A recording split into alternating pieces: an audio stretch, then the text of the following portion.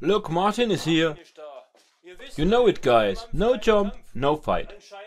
And apparently I have a bone to pick with Martin's mom. I get Black Forest Gâteau. We're going to go and eat it now. On. Now. Now, now. Show me. Show me. Oh, look at that. Isn't it marvelous? Say thank you so much to your mom.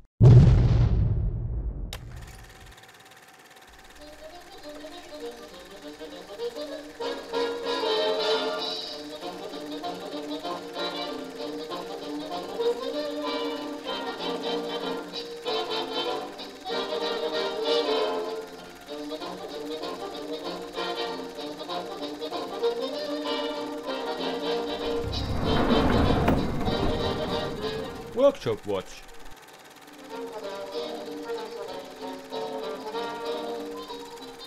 Here in the museum we build aeroplanes, restore cars and motorbikes, file, weld, hammer and tap, wonder, weld and plane some more.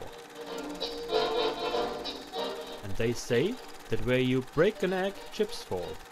And that's what you're going to see here.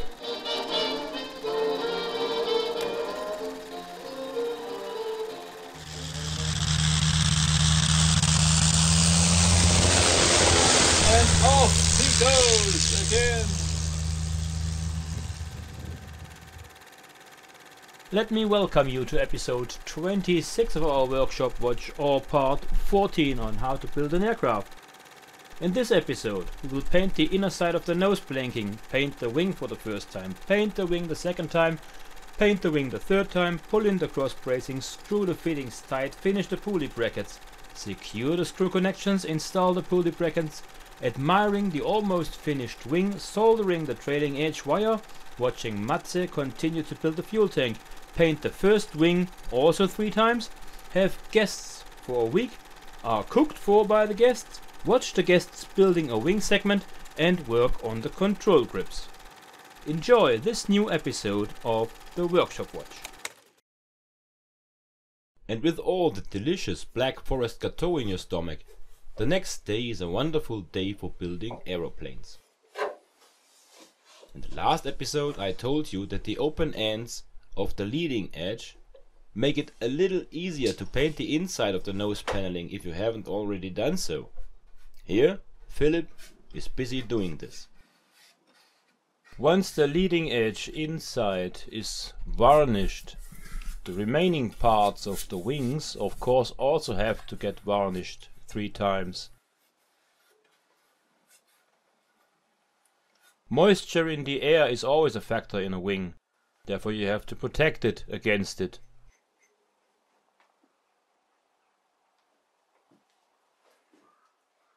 Philip is doing a great job here. One recognizes that he is an apprentice with 𝔐𝔬𝔮, as he has already learned a lot of things, but it's not only that. He's keeping control of everything he's doing and checking when he's did things, which makes it a real joy to work with him. One can see that he has a personal interest in the matter. It's not just doing a job. The triangular flaps of the plywood leading edge fairing can then be glued and tacked to top and bottom of the main spar.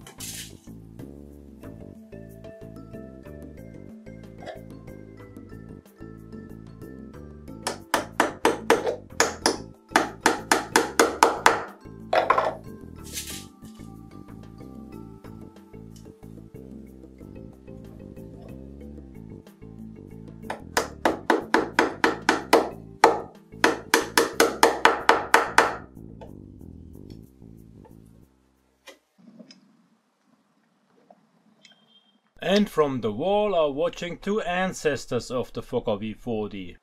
The Engels E4 and the Engels E6, or Fokker E3 and Fokker D8 respectively, airplanes I built for the Vintage Aviator Limited of New Zealand.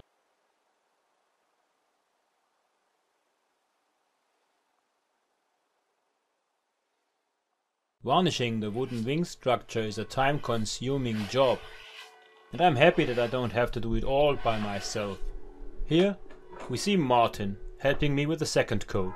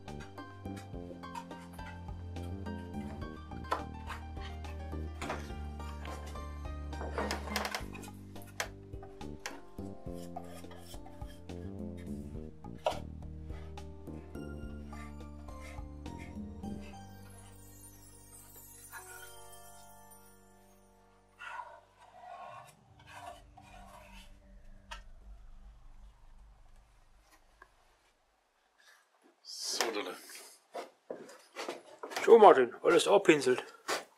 Alles angepinselt, ja. Perfekt, guck mal, da ist ja Schamuk dran, du. Ja. Schlimm. Mein Gott, Staubeinschluss. Ja, oh je. Oh je. Und Nasen. Ja, Trieler ohne Ende. Alles wieder runter machen und dann wieder neu streichen. Nochmal abschleifen. No, seriously, that's the second coat. Another time, then we have 3, and then it should be all sealed. And then moisture and condensed water can hardly harm the wing anymore. Können wir U-Boot bauen. Soll's ja werden. Unterwasserflugzeug. Genau. Fokker U1. That's the third and final coat of varnish. When this is done, the cross bracings go in. That's the next step then. Maybe tomorrow, when the third coat of varnish has dried. What should be noted though, and what is of interest here is, in this type of Fokker construction, one of the cap strips, we've talked about it when we discussed the building of the ribs, one of the cap strips is wrapped with fabric. This serves the purpose of later, when the skin cover goes on, to sew, to stitch it to the ribs using this wrapping. When you varnish the ribs, you have to pay attention that you don't bring any varnish on top of that wrapping, otherwise it would stick together and becomes maybe brittle and hard and couldn't be stitched any longer.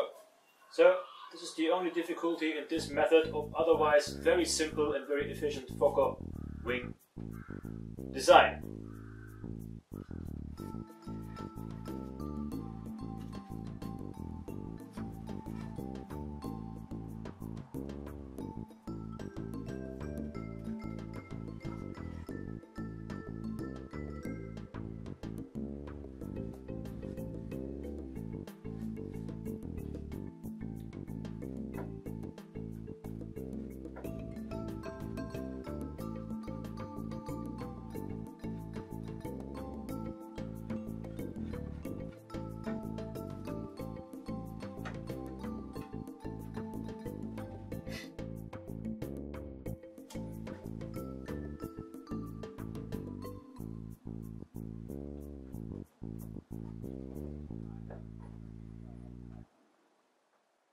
After the wooden structure is sealed 3 times with boat varnish, we can start to pull in the cross bracing wires. I'm preparing that here while Philip is taking the time of giving the unwrapped cap strips of the ribs an additional coat of varnish.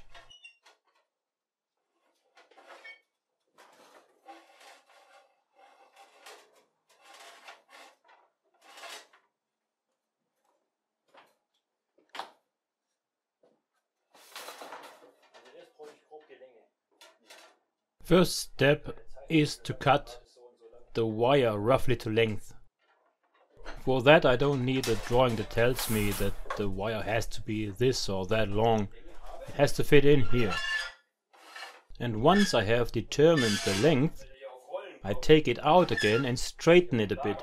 Not to have a straight wire, but because if I leave it that way, it takes a longer way through the wing structure, which hinders me in actually placing it between the attachment points exactly, and the turnbuckle can't pull it straight. Therefore, I take it out, straighten it, and the rest then can be done by tightly pulling it in, and it will be straightened by the turnbuckle eventually. See, Philip, that's what I mean. This curved thing is pretty awkward.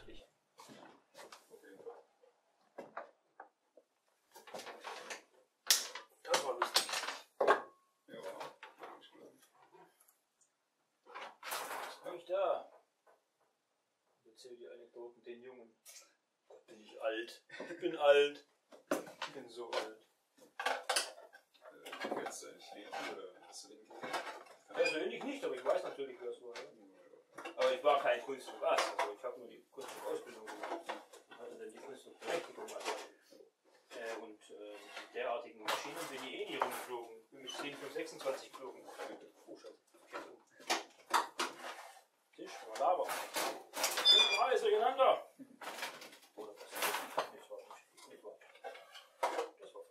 Oh, stupid me, all that talk, 𝔚𝔬𝔯𝔦𝔰𝔬𝔬.com.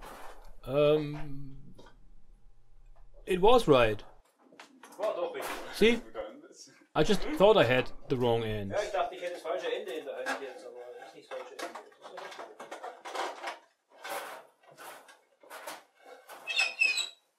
Also ich war kein besonders guter, auffälliger Kunstflieger. Ich war halt auch ein Flieger. Yeah, but then again, my flight instructor during the aerobatic course always used to say, Engels, mind you, you're not here to have fun. You're supposed to learn something. And this, of course, applies to Philip as well. He's not supposed to have fun here. He's supposed to learn something.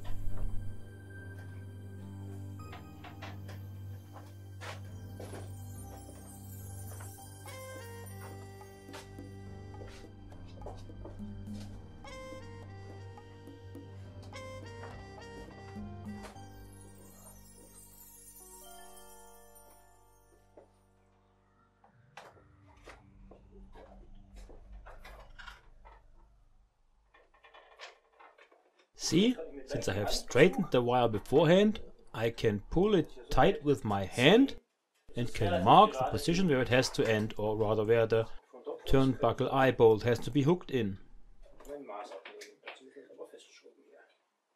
The spot can then be indicated with a marker.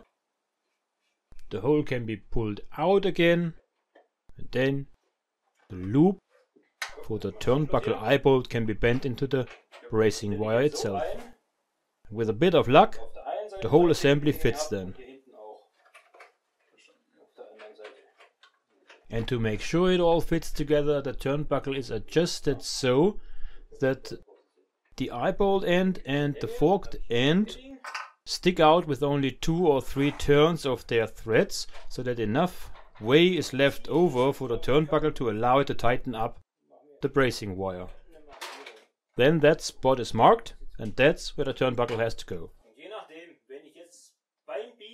And if you don't pay enough attention as to where your loop for the turnbuckle is bent into the bracing wire, then you may either end up on this side or on that side of your marked spot, which results in either a too long or a too short bracing wire.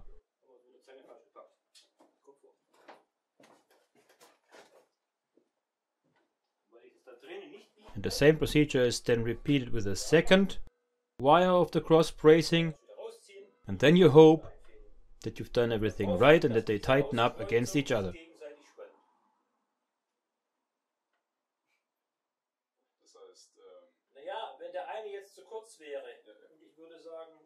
The problem is if they can't be tightened up equally against each other, that eventually you might end up with a wing that gets twisted because one wire pulls and the other is not yet tight enough.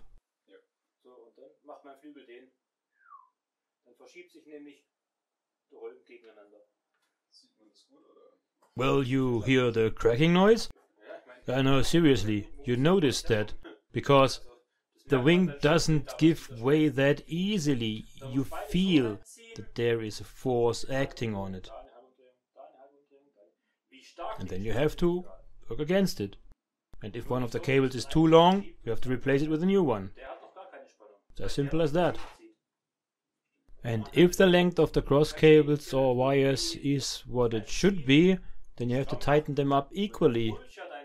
You can't put one in and tighten it up before the other is in, because you need something that holds it against the tight pull of the one that was placed in first. Otherwise, you pull your wing ribs out of parallelity. Now, Philip, look, it always seems to be strange and too long when the turnbuckle is just starting to tighten it up.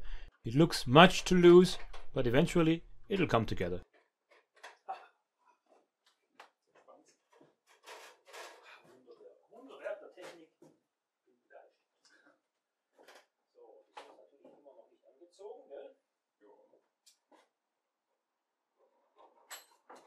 Jetzt mache ich den hier, den ich zuletzt eingebaut habe, zuerst ein bisschen strammer und dann wirst du merken, der kommt gleich mit. Der wird auch mit stramm. Here, Philip, feel for yourself when I start to tighten one of the turnbuckles and the length of the bracing wires is correct, and you will feel on the other one that it is tightening up also.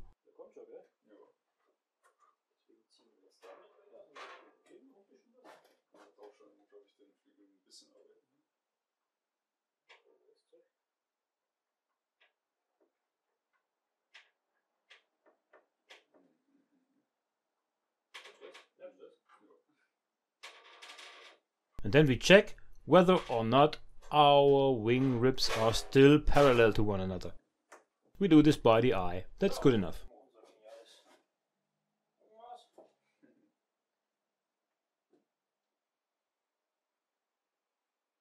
And then people will ask you, how tight has the wire to be pulled? And then you answer them.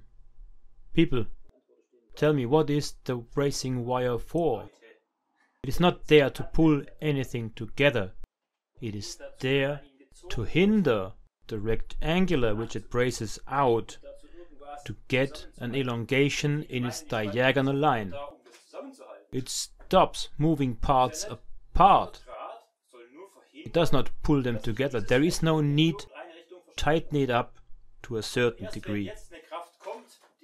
It has to be tight. That's all. Because any additional tension comes to them once a force tries to crush the rectangular.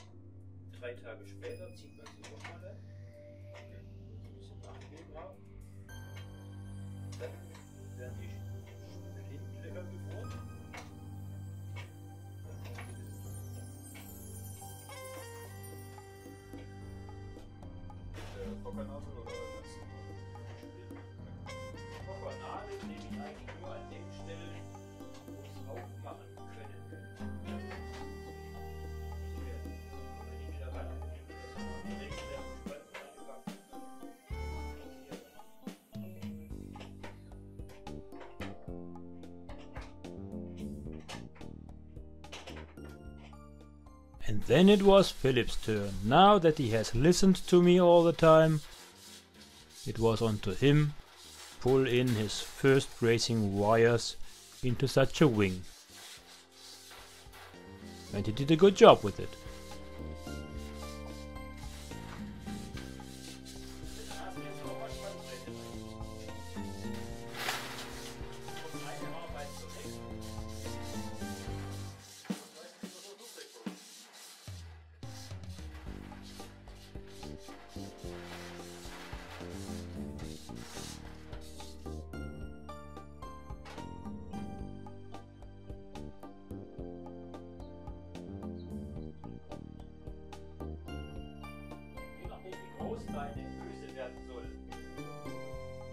Bending the bracing wires is tough work for little fingers. We've seen it in an earlier episode of the workshop watch when I let 𝔚𝔬𝔱𝔊 do a sample for you. But once you have figured out how it is done with the round pliers, it's done relatively easy and relatively quick. You could make a die for it or another kind of tool that allows you to bend it, but doing it by hand is quick and rather satisfactory.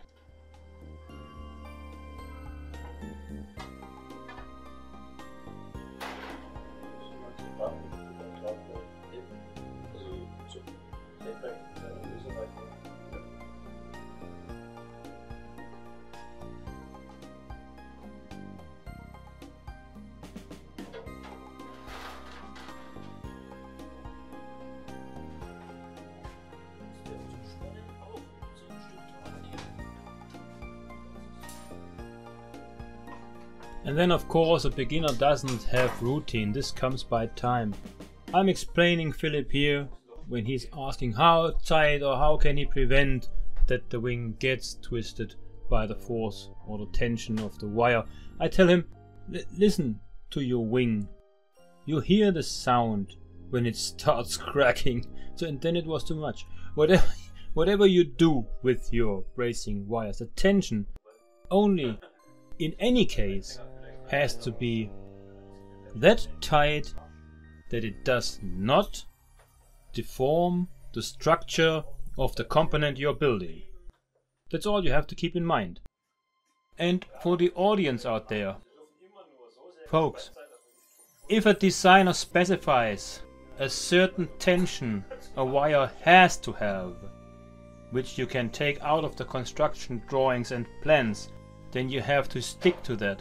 In this case, you have to tighten up your bracing wire exactly to the specified numbers. But that's a different story here. When we did our episode number 15 of the workshop watch, I showed you how the cross bracing wires in the fuselage frame at the cross sections are wrapped with fabric strips. This is what I show Philip here. It is done the very same way in the wing. For those of you who want to have a look again, episode number 15.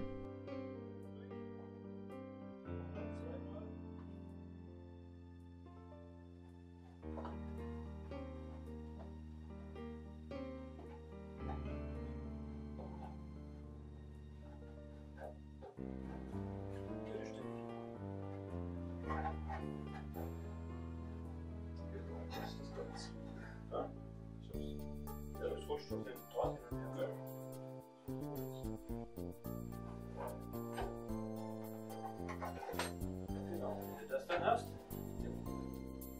dass du dir das einfach locker, dass du hier eine Schleife hast und da durch.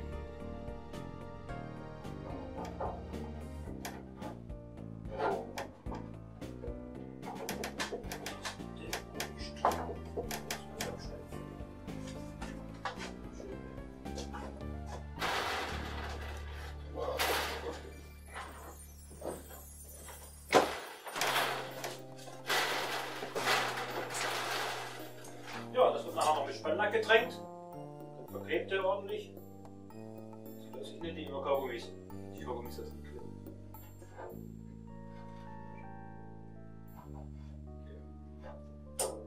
Widerstand, sehr schön. Ja, ist Spannung eingezogen. Okay, gut, Leute. Jo. So wird auch Matthäus jetzt. Dann ziehen wir euch weiter.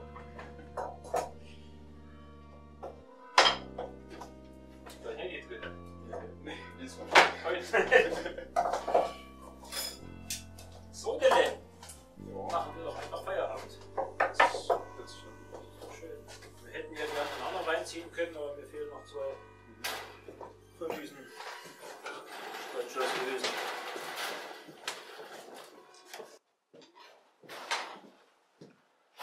here we are, having the hardware put in place.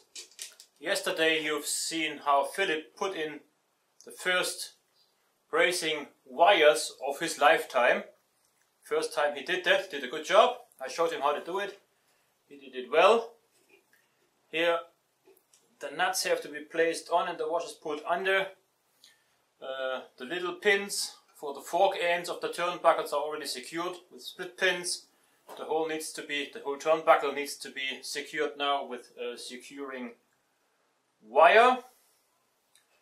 Yeah, and then the metal bits and pieces also get varnished with boat varnish to prevent them from rusting. That's one of the next steps. A little bit more hardware that goes into the wing. And the wing is done. Step by step we get an airplane.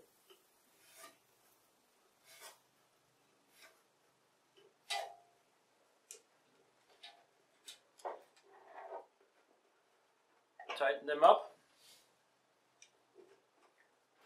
Let them rest for 3 days so that the wood can compress a little.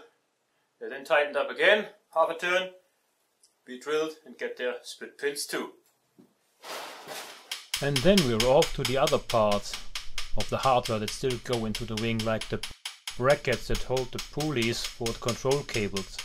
They need to be riveted, and this has to be done flush so that they can be bolted against the rear of the rear spar.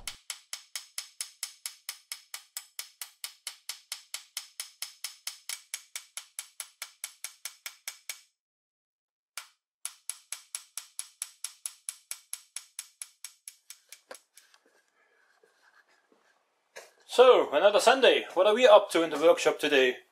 Well, we have to build the hardware that holds the pulleys which guide the control cables in the wing. So here they are. These are the pulleys. Those are the ones that Martin made. And here we have the main pulley brackets for the inside and the outside of the wing towards the ailerons.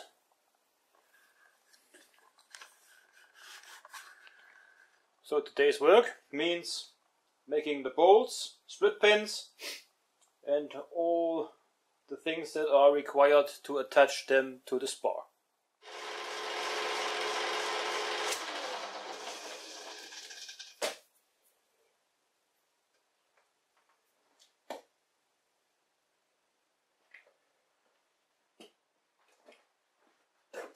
It's always the same. There's no vernier caliper when you need one. Himmel, Herrgott, 𝔚𝔬𝔦𝔰𝔬𝔮𝔬𝔦, die gehört doch da noch.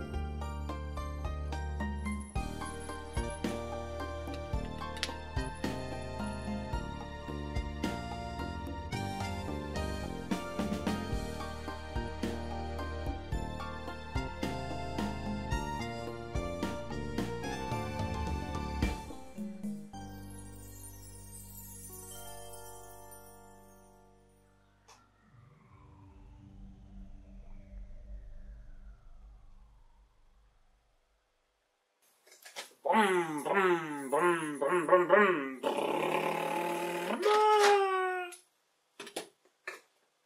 Yep, right, man at play. And that's what the brackets to hold the pulleys for the control cables in the wing look like when they're done.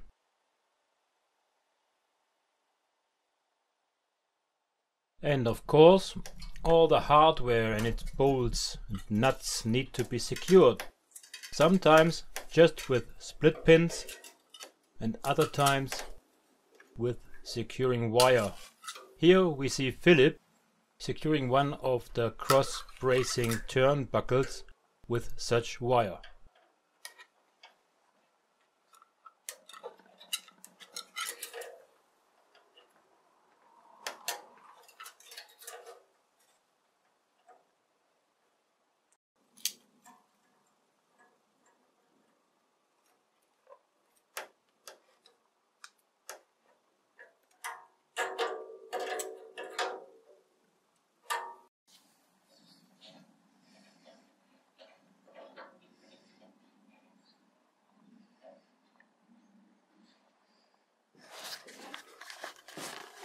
Here we are, Philip and me, painting, varnishing the bracing wires.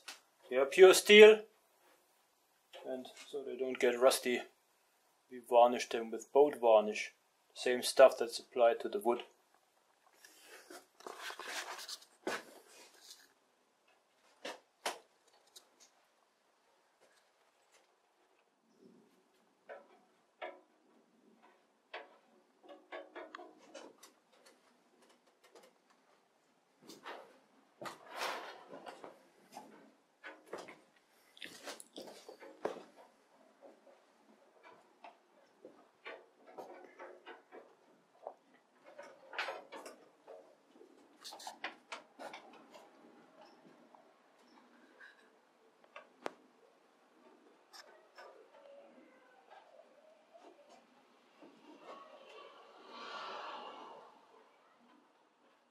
And the pulley fittings for the control cables which we just saw on the workbench now have to go into the wing.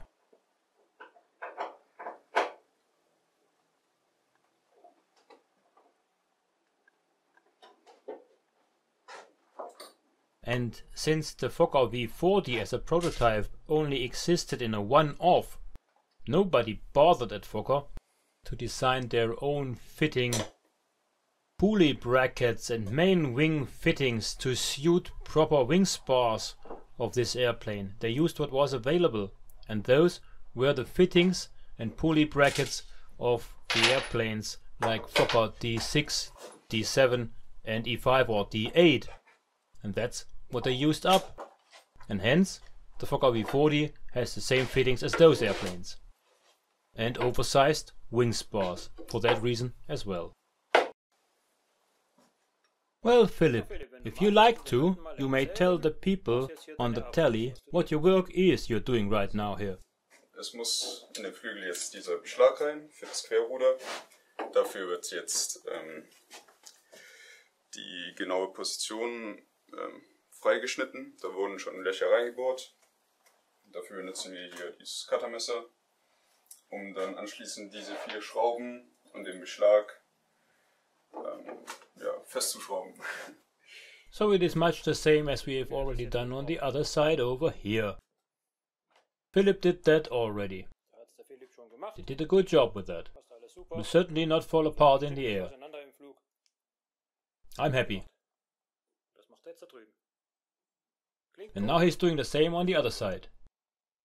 Sounds funny, but that's the way it is.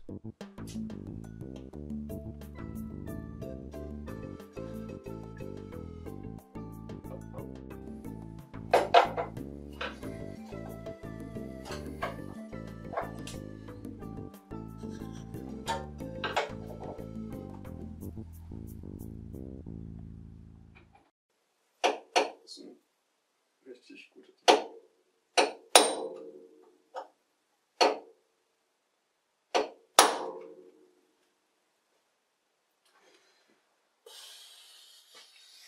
Was? Fertig? What, Philip? Done! Was, Philipp? Fertig? Well done. Fix und. Well done, yeah, right.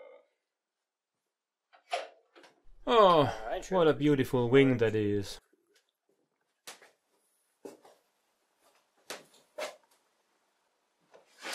The wing's almost finished. It's just missing is the trailing edge wire and the mounting brackets for it. Isn't she lovely? You have been part of it and watched it coming together. If you haven't yet upgraded to museum supporter level, consider do so. Just $5 a month. Help us to bring those things back to life again.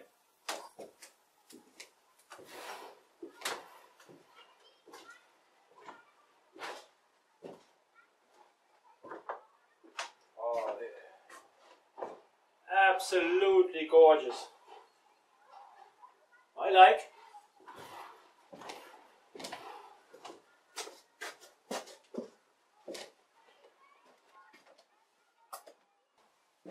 So, let's see what we are up to today. I think, yes, I'm right. The trailing edge wire is attached to the trailing edge of the wing. Or rather, is being attached because we have Philip here, the smoky guy. He's cleaning the soldering iron and is fixing the last open end of the trailing wire. Well, Philip, seems you appear quite often in this episode of the Workshop Watch. How come? Well, that's because you're here. People who are not here can't be filmed. Ja, aber macht auch sehr Spaß. Ja, gefällt's dir? Ja, doch. Ist mal was anderes als Faserverbundwerkstoffe, mit denen zu arbeiten. Das stimmt. Jo. Opa war auch nicht blöd und er hat schöne Sachen aus Holz gemacht.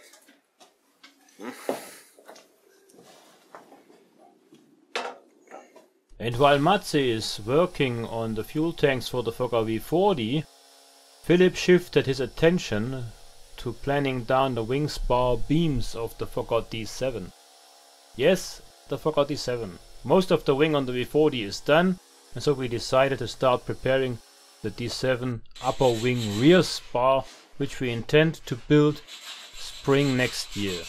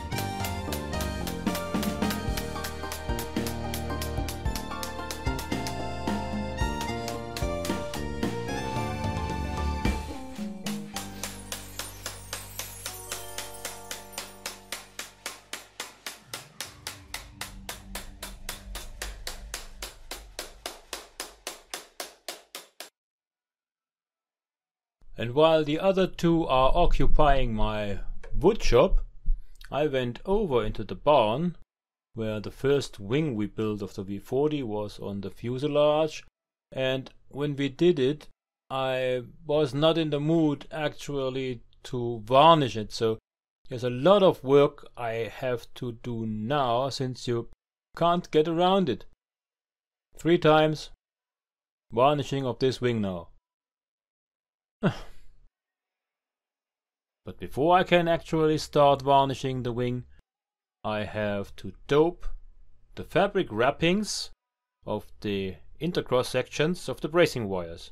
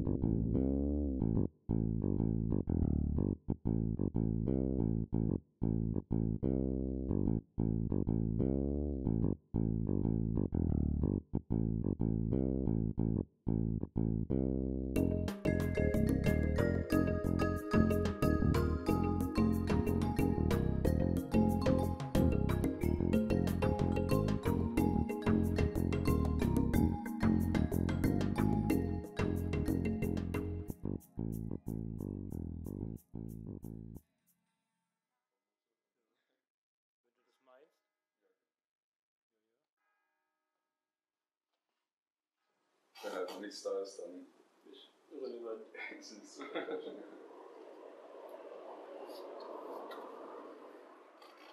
Yeah, tall people do have a disadvantage here. Now when you varnish the wing and the lacquer gets sticky and you go under it, your hairs might stick to it and the varnish may stick to your hairs and it all sticks together. It's not so funny.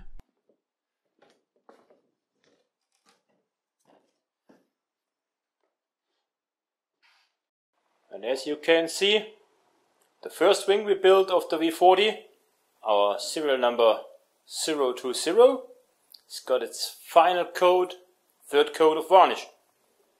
Isn't that a real beauty?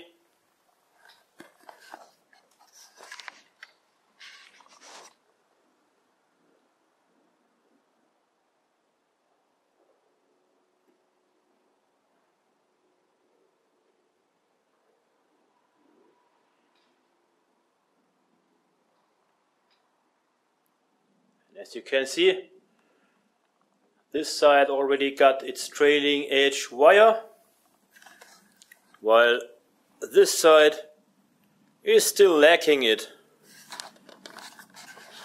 I admit, I've been a bit lazy when I was doing that one and didn't find the mood to actually do the other one. So this is one thing that needs to be done next, and then we're off to the control cables and the ailerons.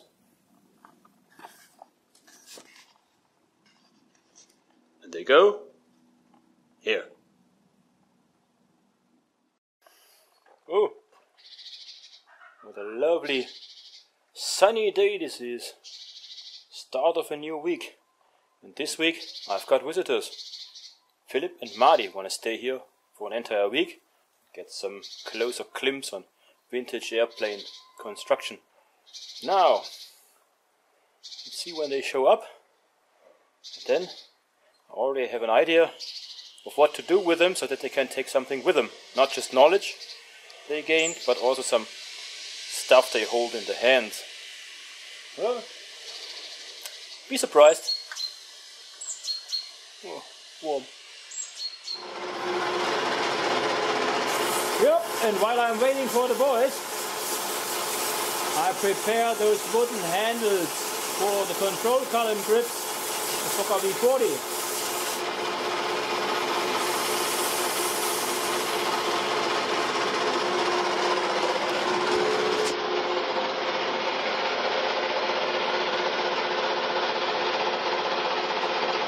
Here are the two of them, the stand and wait, Marty and Philip. And now I show them something, because I was thinking, you may, if you want, build a little wing segment. Up here you see this segment of the Fokker D8, and over there is one for the Fokker triplanes. And now I had an idea. Just follow me. I thought by myself, we could, since I already wanted one for the museum, build a little segment of the V40 wing. Let's pick a segment and build the wing ribs for it, and also build the spar segment, so that we end up with a full-size model of a wing section of a wing rib bay. And I wondered if we shouldn't take this one. So we have the aileron attachment spar as well, and the other little fittings. Another area like this would be too complicated, for there are all the metal fittings in there, and I doubt that I could show you how to make the metal fittings and the wing segment within this week. But what we can achieve this week over is building all the wing ribs for two of these segments. One they can take with them, and the other one remains in the museum.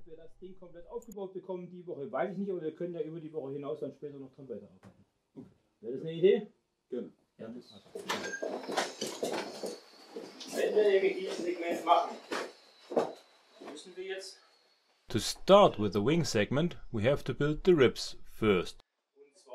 And to build that segment we need rib number 5 and rib number 6.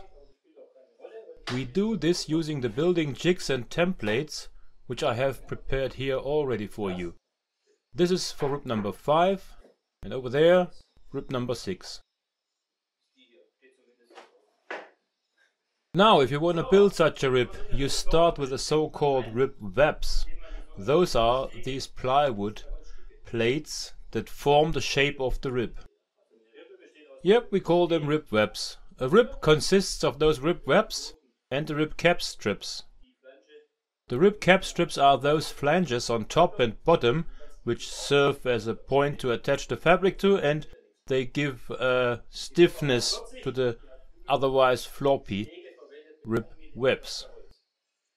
And for the Fokker V40, Fokker used rib webs of just 1 mm plywood. It's 3-ply.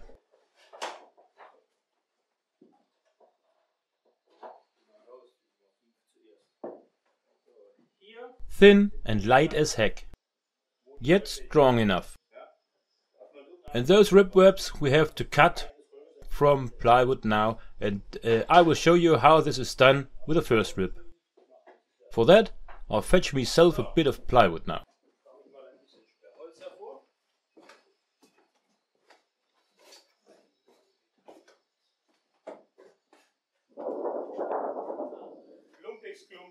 Floppy stuff. The outer layer of plywood on Fokker rib webs always laid upright.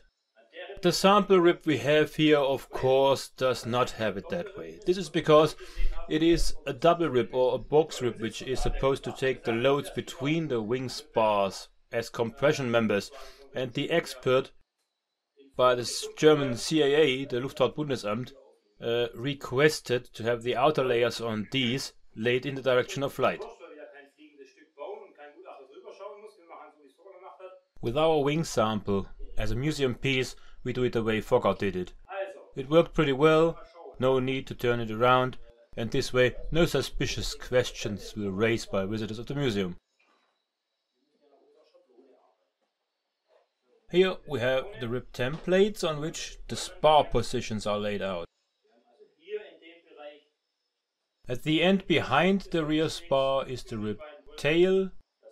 In between the two spars we have the center piece, and in front of the front spar is the nose section. Each of these sections have to be cut now from the plywood. And one of the ribs we need double, since it is a double or box rib, and the other one we only need one of. And since we make two of the wing sections, we will have to make 6 ribs. That means each of you can do 3 of them. And this way we will have 2 wing sections in the end. One will remain in the museum as a showpiece, and the other one you can take with you. I don't know how you handle that. You may cut it in half. One takes the front, one the rear. I don't know. Fact is, I just can't build 3 of them. I'm running out of materials. I showed each of the working steps to them and explained it in detail, and then I told them to give it a try on their own. And here they go. Okay. Dann nehmen wir erstmal so, oder? Schauen wir mal, das reicht.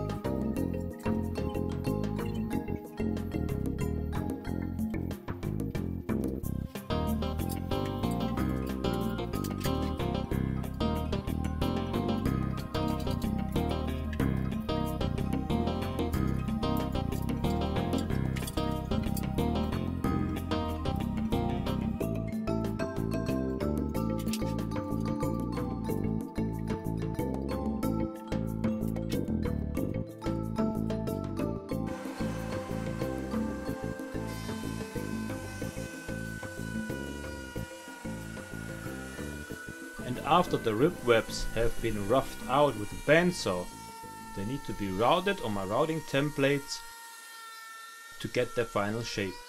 This is what the boys do here, and for those of you interested in how ribs are actually built in the Fokker method, I refer you to one of our earlier videos. I have put the link into the video description below and show it underneath for you as well.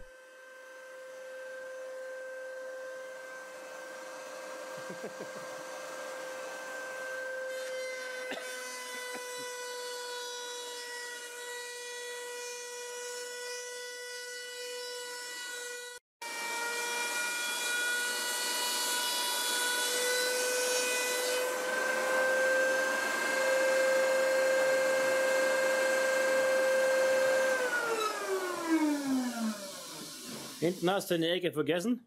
You've missed a spot at the trailing edge. Das auch.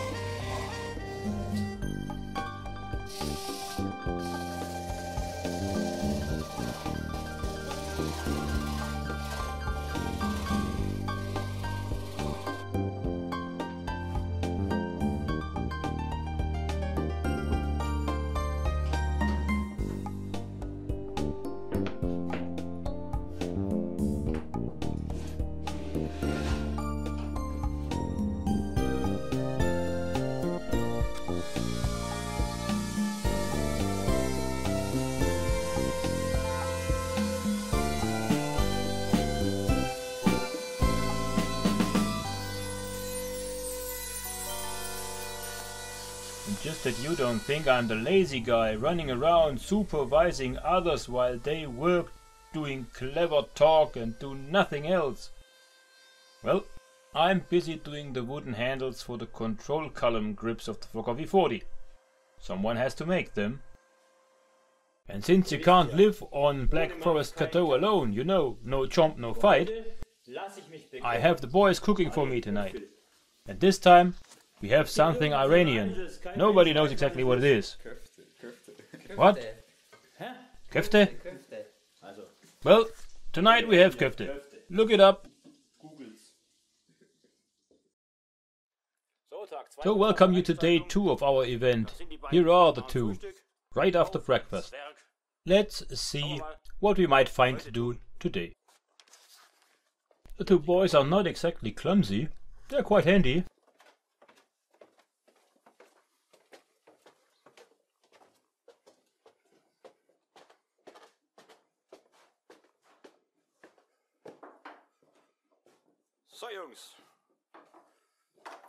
So these are the nose bows. We laminated them yesterday and the boys already trimmed them a bit. Oh, this can be done nicer. Go down to the plywood and make sure you stay straight and level.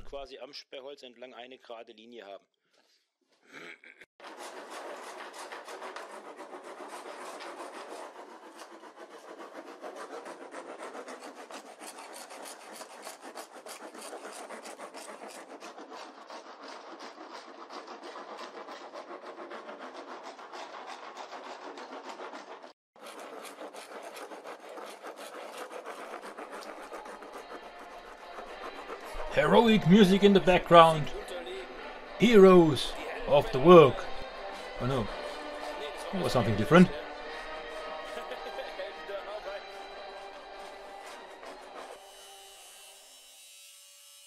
And then the laminated nose sections are cut open to slices to form the stringers of the cap strips that go around the nose.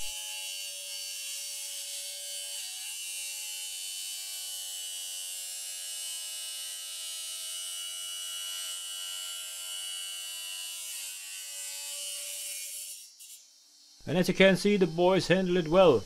And I am myself an old-timer, an old-fashioned type of guy.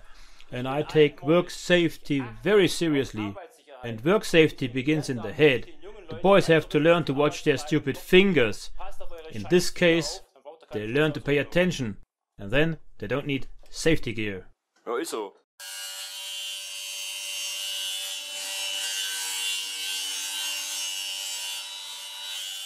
And then the stringers are cut to size, which form later the rib cap strips. And those will then be spliced to the front sections. And all this happens while I continue on the control grips.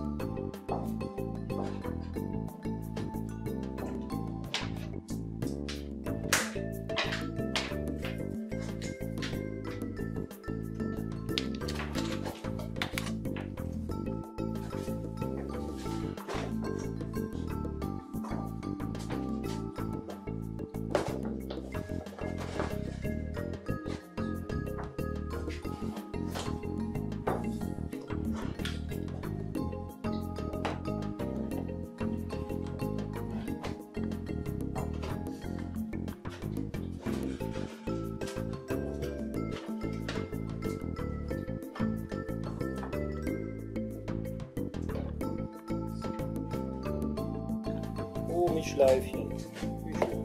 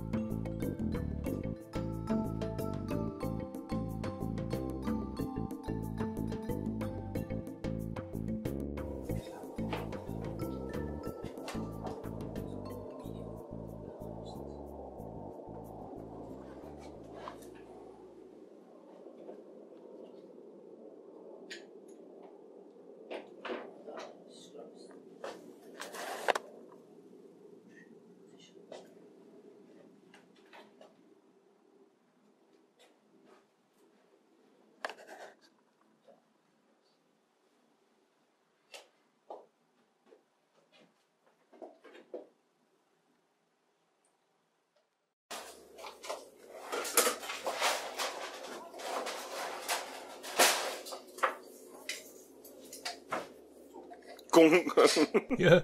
Slight tappings on the back of your head increase your thinking abilities. What did one say in Facebook? Caution, low ceiling. I decided to quit my job as my own cleaning woman and let those two do it. Obviously I was incompetent and they seemed to do a much better job.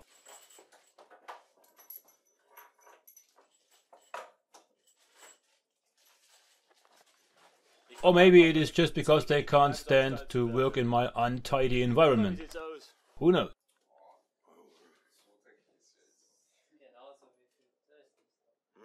You're welcome to keep buttering me up.